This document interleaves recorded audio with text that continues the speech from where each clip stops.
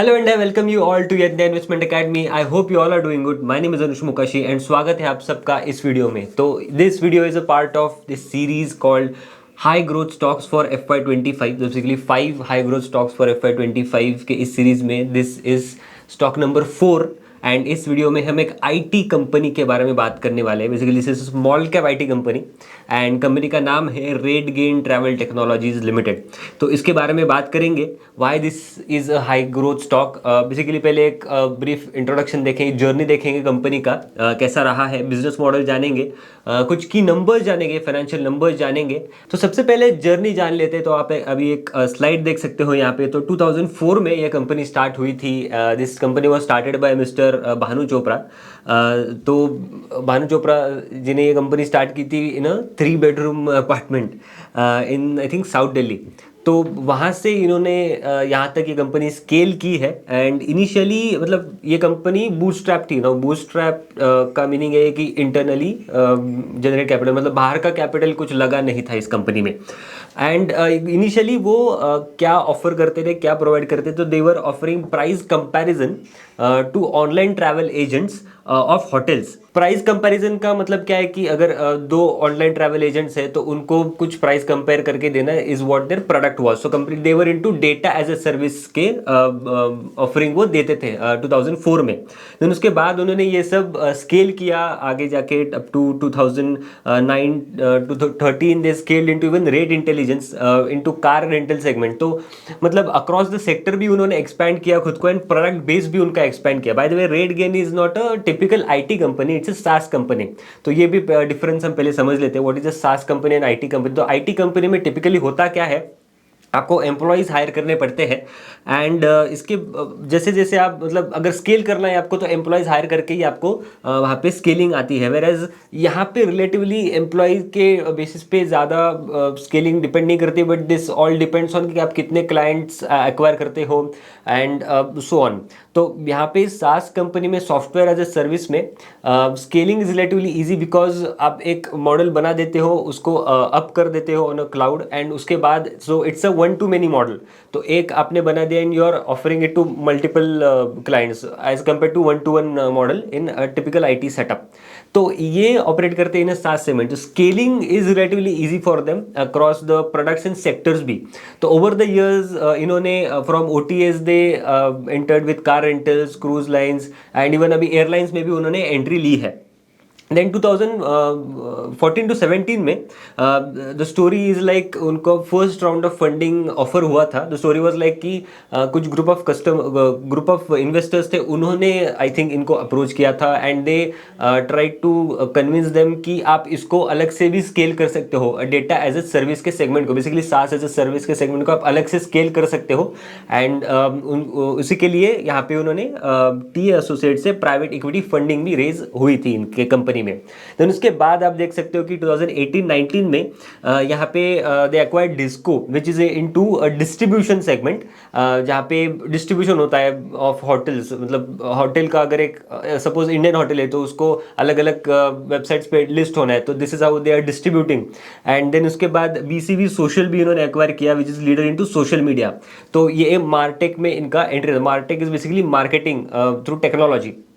Then 2021, it became the first SaaS company to get listed on the bourses. And 2023 में they again acquired another company, Adara. This is interesting acquisition, which is leader into data collection. Basically, this company has a clear moat with data regarding. So data points के regarding इस company के पास ज़्यादा मोट है। तो इसके बारे में हम आगे जानेंगे। तो अब हम इनके प्रोडक्ट्स जान लेते हैं। तो यहाँ पे अभी एक स्लाइड देख सकते हो। तो इनके प्रोडक्ट्स क्या है, तो currently they have 13 products which are offered by RateGain. These are AI driven and real time products है ये which are offered by them. That ये broadly classified into 3 segments which is DaaS, that is data as a service.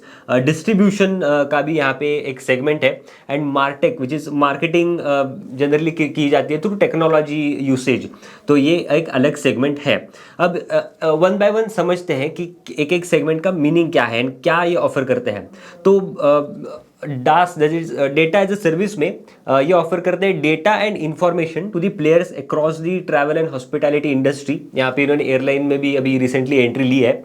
तो across the hotels को, OTS को, cruise lines को, across the airlines को even, तो across the board ये data provide करते हैं। दे हैव रफली 6 बिलियन डेटा पॉइंट्स जो वो ऑफर करते हैं, एंड अडारा को एक्विजिशन करने के बाद और 24 बिलियन डेटा पॉइंट्स उनके पास ऐड हो चुके हैं।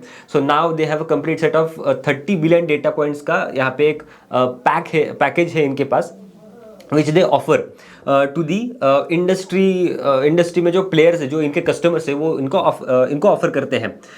Then apart from this data वो इनसाइट्स भी प्रोवाइड करते हैं, वही डेटा यूज करते वो इनसाइट्स प्रोवाइड करते हैं। So for example let's say Indian hotel है, and Indian hotel suppose any hotel, let's say hotel A, B and C.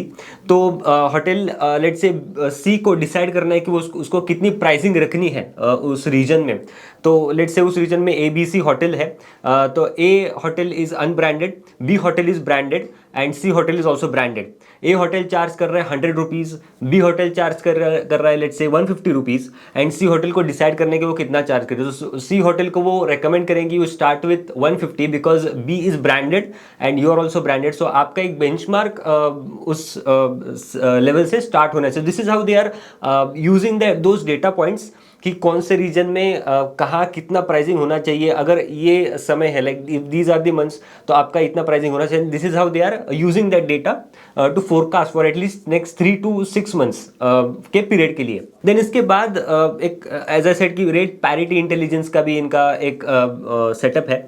तो मतलब कितना आपने चार्ज करना चाहिए in comparison to your competitors for next 3 to, आपका कॉम्पिटिटर कितना चार्ज कर सकता है, देन आपने कितना चार्ज करना चाहिए, सो दैट एक रेवेन्यू ऑप्टिमाइजेशन वहाँ पे हो सके। रेवेन्यू ऑप्टिमाइजेशन का मतलब क्या है कि अगर आपने ज़्यादा चार्ज किया तो you might lose on your sales, and then अगर आपने कम चार्ज किया तो आपका मार्जिन इंपैक्ट हो सकता है। तो एक ऑप्टिमम लेवल पे अगर आपने चार्ज किया सो आप ज़्यादा रेवेन्यू जनरेट करोगे by not even losing on to the customers also, and ज़्यादा प्रॉफिट भी जनरेट करोगे। देन इसके बाद कुछ demand related and pricing related भी ये सर्विसेज प्रोवाइड करते हैं। एंड अगर हम यहाँ पे देखें तो रेवेन्यू मॉडल जो है इनका, तो revenue model is subscription model और हाइब्रिड मॉडल है। तो सब्सक्रिप्शन मॉडल इज टिपिकली जो होता है जैसे बाकी जैसे नेटफ्लिक्स एंड ऑल दिस का भी सब्सक्रिप्शन, टिपिकली एक फी कस्टमर को देनी पड़ेगी to the RateGain, let's say $1 million और $100 million whatever the fee is. तो फी देने के बाद फॉर अ लिमिटेड पीरियड वो सब्सक्रिप्शन उनके पास रहेगा। एंड हाइब्रिड मॉडल में it is a dual model, basically यहाँ पे सब्सक्रिप्शन फी भी देनी होती है, एंड जैसे जैसे ट्रांजैक्शंस बढ़ेंगे तो वैसे वैसे पे पर यूज़ ये उनको देना होता है। देन अगर हम 9 मंथ FY24 का यहाँ पे रेवेन्यू मिक्स देखें, सो दैट इज 32.3% का रेवेन्यू इनको data as a service segment से आता है। देन अगर हम टोटल सैम देखें, that is serviceable addressable market. ना ओवरऑल जो टैम है, that is total addressable market for RateGain is रफली 11 to 12 बिलियन डॉलर्स का है। बट इनके रिलेटेड इनके प्रोडक्ट सेगमेंट्स के रिलेटेड जो ओवरऑल सैम है, दैट इज एट $8.5 बिलियन तक, $8 to 9 बिलियन तक का इनका टोटल सर्विसेबल एड्रेसेबल मार्केट है। तो उसमें से जो डेटा एज अ सर्विस के रिलेटेड जो मार्केट है, दैट इज $1.1 बिलियन। देन यहाँ पे उन्होंने एक्विजिशंस किया है ऑफ अडारा, जिसके बारे में I will give a flavour, जैसे कि ये स्लाइड हम कंप्लीट करने के बाद I will give some flavour about अडारा।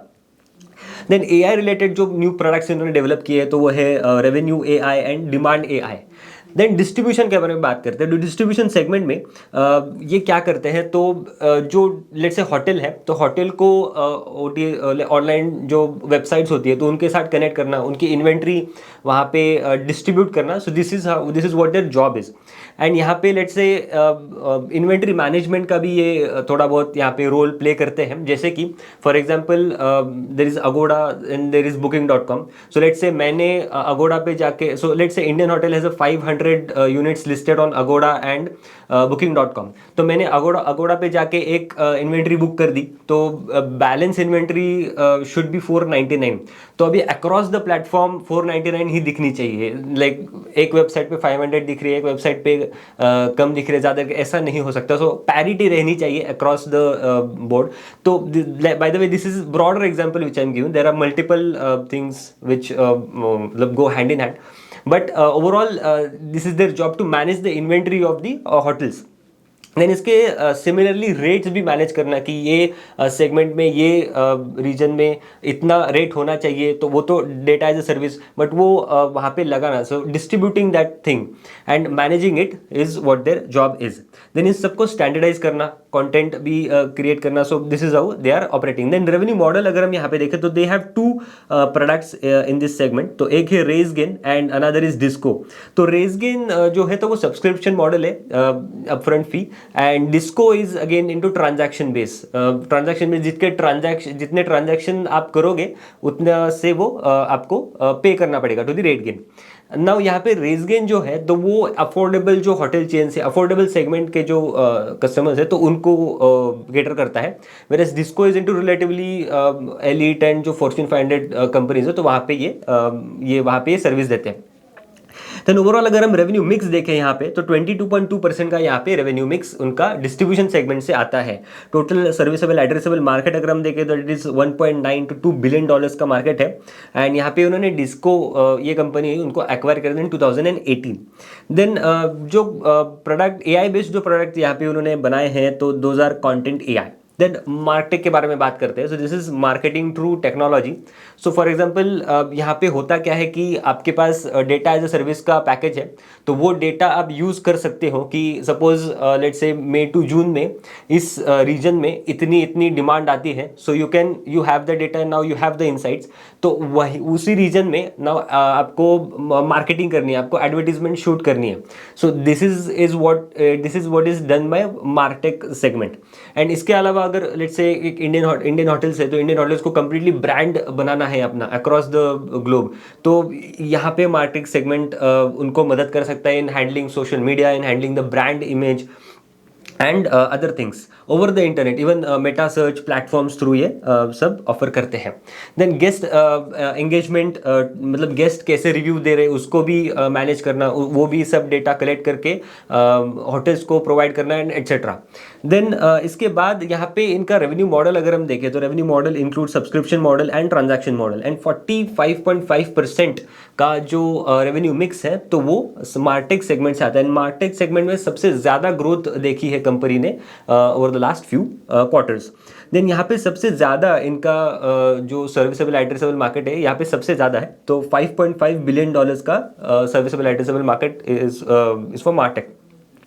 यहाँ पे जो एक्विजिशन कंपनी ने किए हैं that includes BCV social, my hotel shop and Adara. Now Adara is a very interesting acquisition, तो इनको ये एक्विजिशन रिलेटिवली चीप पड़ा, I think 0.6x price to sales multiple को एक्विजिशन इनको मिला था, एंड तो ये वैल्यूएशन थे बेसिकली। एंड यहाँ पे अडारा का रोल क्या है, तो अडारा ने इनको एक्सेस दिया to 24 billion additional data points, तो 30 बिलियन, जैसे कि हमने डिस्कस किया पहले, 30 बिलियन डेटा पॉइंट्स का अभी इनके पास एक कॉम्पिटिटिव एज है रेडगेन के पास on totality consol basis now. And Adara का अगर एक सिंपल एग्जांपल देखें तो for example let's say again Indian hotels है, एंड इंडियन होटल्स को लेट्स से मार्केटिंग करनी है अक्रॉस द लेट्स से एक रीजन है तो उस रीजन में मार्केटिंग अभी करनी है उनको, and Indian hotels can not go on multiple websites right, कि एक अगोड़ा है, एक बुकिंग है, एक मेक माई ट्रिप है, तो हर एक वेबसाइट पे जाके वो इंडिविजुअली नहीं बोल सकता कि okay you have to advertise in to this region, आपको इस रीजन में करना है।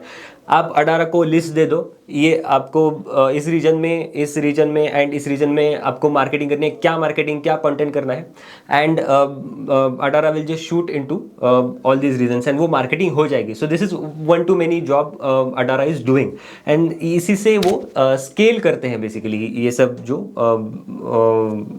मतलब इनका जो रेवेन्यू है, तो this how they are scaling the revenue through martech, through distribution, and Indian hotels को भी ये मदद होती है, उनका भी टाइम, उनका भी resources are optimally used.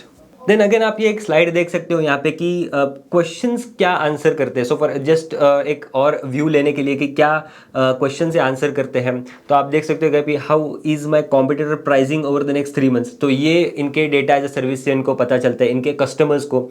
Then how can I track price changes in real time, मैं रियल टाइम में मेरा कॉम्पिटिटर या मैं कैसे ट्रैक कर सकता हूँ कि मेरे कौन से नेटवर्क पे या कौन से OTA प्लेटफॉर्म में मेरे कितने प्राइजेस दिए जा रहे हैं।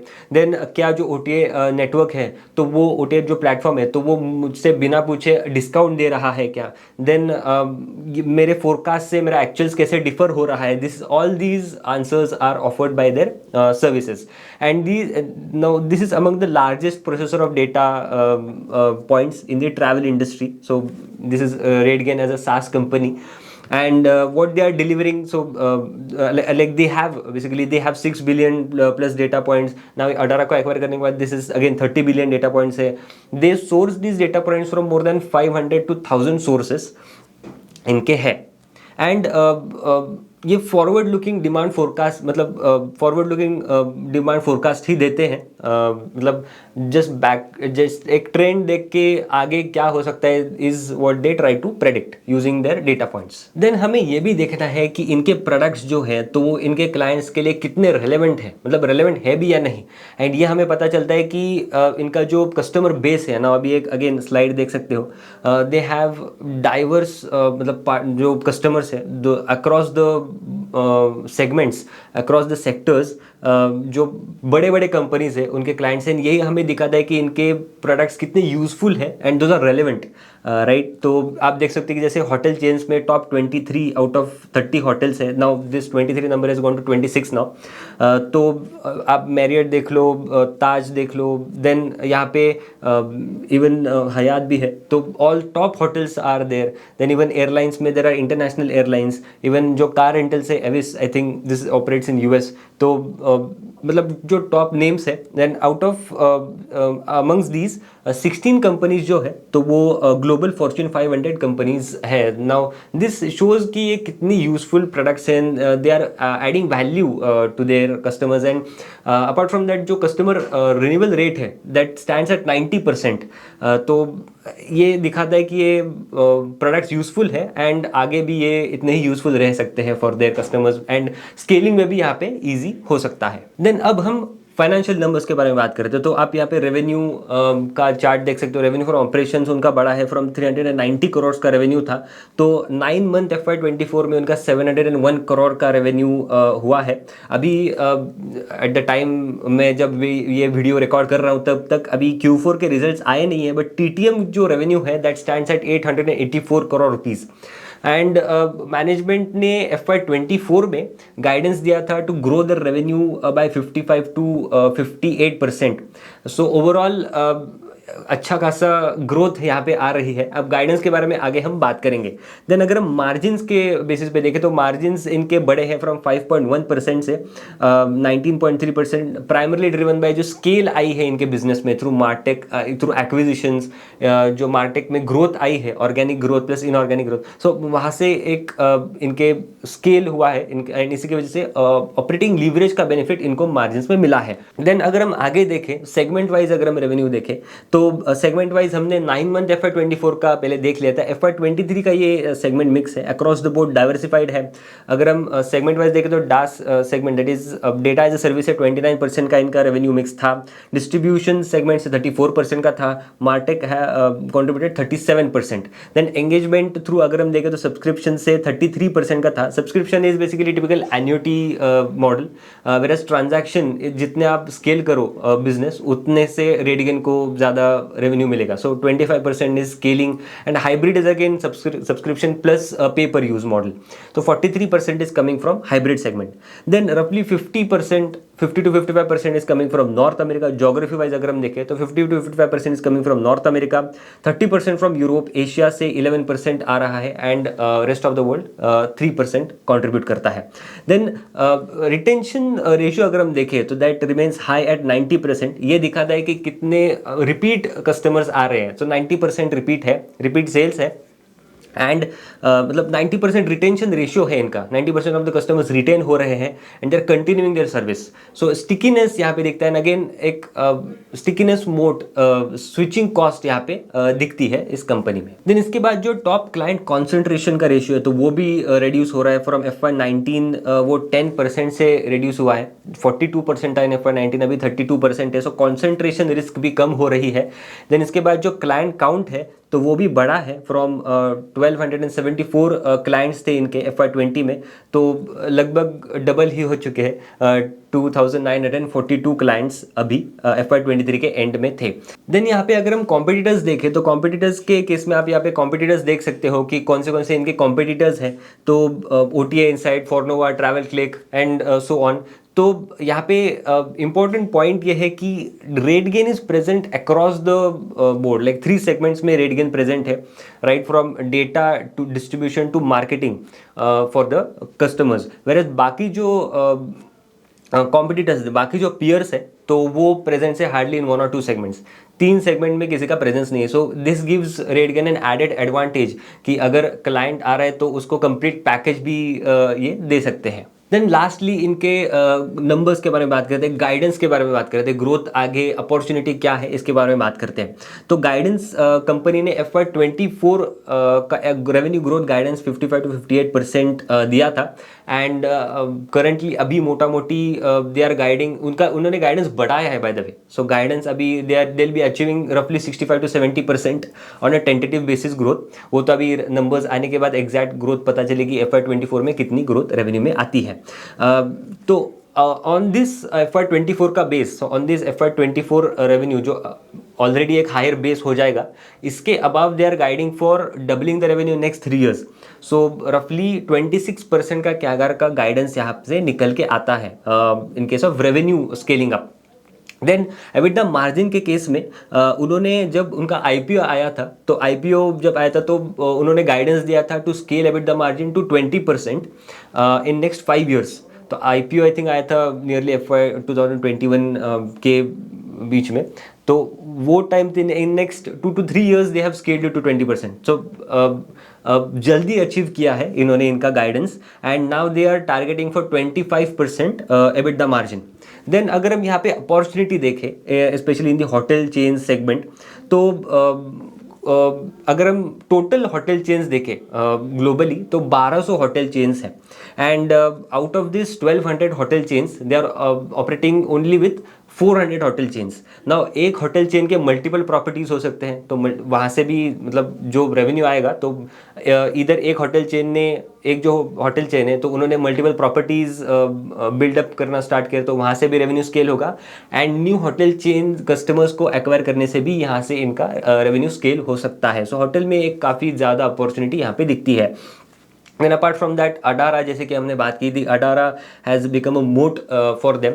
So in the data as a service segment and MarTech segment, and Adara में एक turn around भी दिखा है, turn around दिखा है after acquisition. Adara was into I think losses and now they are seeing 30% organic growth. तो अब हम सिनेरियो एनालिसिस के बारे में बात करते हैं। तो बट बिफोर आई बिगिन, तो ये जो सिनेरियो एनालिसिस है, तो ये सिनेरियो एनालिसिस इस बेसिस पे किया गया है कि करंट इंफॉर्मेशन हमारे पास क्या क्या अवेलेबल है। नाउ आगे जाके थिंग्स माइट इवन टर्न इधर निगेटिव और इधर पॉजिटिव, जैसे जैसे मतलब जो सिचुएशन होती है, but just on the basis कि करंटली मैनेजमेंट ने क्या गाइडेंस दिया है, तो उसके बेसिस पे ये सिनेरियो एनालिसिस बिल्ड किया गया है। तो चलिए शुरू करते हैं। तो अभी आप एक स्लाइड देख सकते हो, तो दिस इज द सिनेरियोज जो बिल्ड हमने किए हैं। तो conservative, moderate and aggressive, and also the scenarios हमने थोड़े पिंच ऑफ सॉल्ट से ही लेने चाहिए। तो conservative, moderate and aggressive scenarios यहाँ पे हमने बिल्ड किए हैं। तो करंट जो TTM रेवेन्यू है एज ऑफ December 2023 का, दैट इज 884 करोड़ रुपीज। अब मैनेजमेंट के गाइडेंस के बेसिस पे they want to double their revenues on the base of FY24 revenue. तो वहां से अगर उनको डबल करना है तो रफली 25-26% का CAGR they are expecting.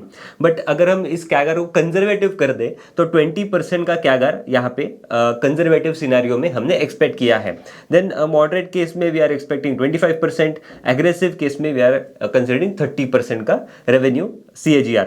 And these projections are for 3 years from FY24 to FY27।